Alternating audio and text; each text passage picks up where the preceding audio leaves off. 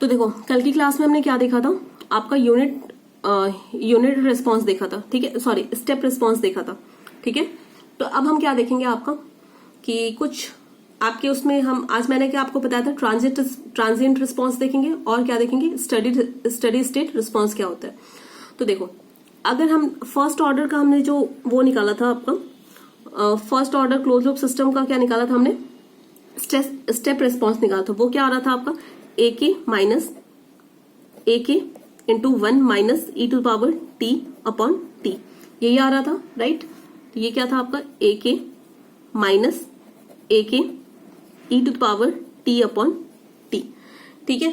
तो देखो इसमें क्या होता है कि आपका अगर मुझे पूछा जाए कि आपको ये दे रखा है और इसको आपको बताना है कि इसका स्टडी स्टेट रिस्पॉन्स क्या होगा, तो आपको क्या कर देना होगा, स्टडी स्टेट निकालने के लिए क्या करना होता है, T tends to infinity put कर देना होता है, ठीक है। तो सीटी में जब T tends to infinity put करोगे तो आपको सिर्फ क्या मिलेगा, ए के मिलेगा। तो ये आपका क्या हो जाएगा बताओ, ये आपका हो जाएगा स्टडी स्टेट रिस्पॉन्स हो जाएगा, ठीक है। अगर आपको क्वेश्चन में दे रखा है कि you have to find the transient response of the system, ठीक है, तो आप कैसे फाइंड आउट करेंगे कौन सा ट्रांजिएंट, इसमें से कौन सा ट्रांजिएंट है और कौन सा स्टेडी स्टेट है। कोई भी सिस्टम होगा उसमें दो आपके रिस्पॉन्स होंगे, एक पहला क्या होगा आपका ट्रांजिएंट, दूसरा क्या होगा आपका स्टडी स्टेट। तो ये क्या हो गया आपका स्टडी स्टेट और दूसरा जो बचा वो आपका क्या हो जाएगा, ये आपका हो जाएगा ट्रांजिएंट। ट्रांजिएंट कैसे है, देखो ये क्या हो रहा है, टाइम के साथ आपका चेंज हो रहा है, इसमें टी है ना, ठीक है। जैसे ही आपको टी दिख गया इसका मतलब क्या है आपका ये ट्रांजिएंट रिस्पॉन्स है। ये क्या है, डिकेइंग एक्सपोनेंशियल जो भी रिस्पॉन्स होता है या फिर आपके जो टाइम डिपेंडेंसी जो भी रिस्पॉन्स होता है वो क्या होते हैं आपके, वो आपके होते हैं ट्रांजिएंट रिस्पॉन्स, ठीक है, समझ गए। तो देखो इसी को हम डिटेल में देखेंगे, आपका ट्रांजिएंट रिस्पॉन्स क्या होता है और आपका स्टडी स्टेट रिस्पॉन्स क्या होता है। फर्स्ट आपका क्या है ट्रांजिएंट रिस्पॉन्स।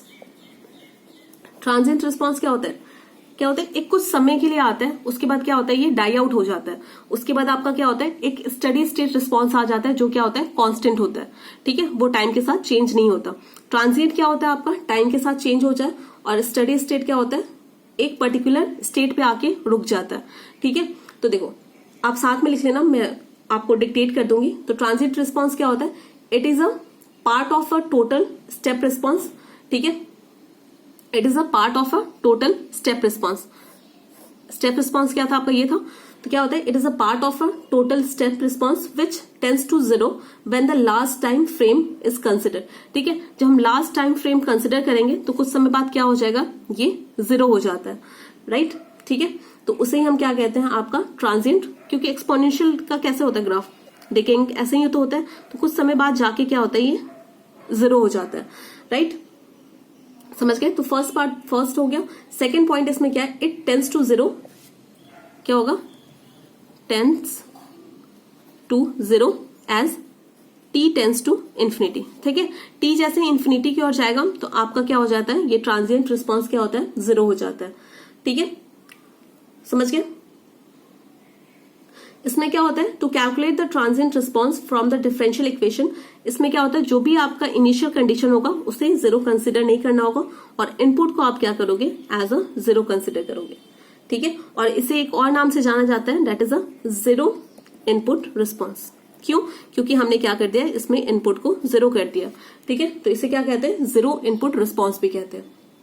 आगे बात समझ में। उसके बाद हम देखेंगे स्टडी स्टेट रिस्पॉन्स क्या होता है। देखो स्टडी स्टेट रिस्पॉन्स क्या होता है, it is a part of a total step response which remains after the transient die out. जब आपका ट्रांजिएंट क्या होता है डाई आउट हो जाता है तो आपका क्या आ जाता है, आपका स्टडी स्टेट रिस्पॉन्स मिल जाता है आपको, ठीक है। अगर आपको steady state response differential equation से कैलकुलेट करना है तो आपको क्या करना होगा, इनिशियल कंडीशन को 0 पुट करना होगा और जो इनपुट होगा वो 0 नहीं होगा, और इसे एक और नाम से जानते हैं, that is the 0 state response, ठीक है। तो मान लो आपका जो भी सीटी दे रखा है उसमें क्या होगा, आपका एक तो ट्रांजिएंट रिस्पॉन्स भी होगा और प्लस आपका स्टडी स्टेट रिस्पॉन्स भी होता है, ठीक है। अगर स्टडी स्टेट रिस्पॉन्स आपको फाइंड आउट करना है तो आप क्या करोगे, टी टेंस टू इन्फिनिटी सीटी, वो आपको क्या मिल जाएगा, स्टडी स्टेट रिस्पॉन्स मिल जाएगा, ठीक है, तो ये आपका हो गया स्टेडी स्टेट रिस्पॉन्स और ट्रांजिएंट रिस्पॉन्स। ठीक है, तो एक इस पे एग्जाम्पल कर लेते हैं, एग्जाम्पल के थ्रू आपको समझ में आ जाएगा। देखो एग्जाम्पल मैंने क्या लिया,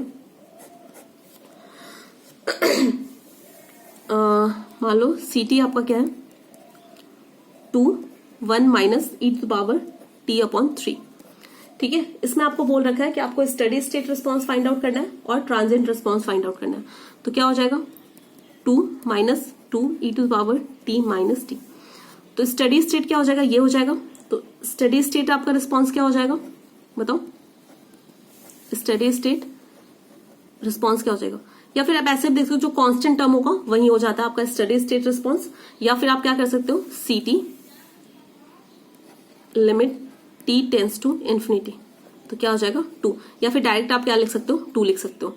उसके बाद इसमें आपका ट्रांजिएंट रिस्पॉन्स क्या हो जाएगा बताओ, ट्रांजिएंट रिस्पॉन्स क्या हो जाएगा, जो एक्सपोनेंशियल वाला जो टर्म है वो क्या हो जाएगा आपका,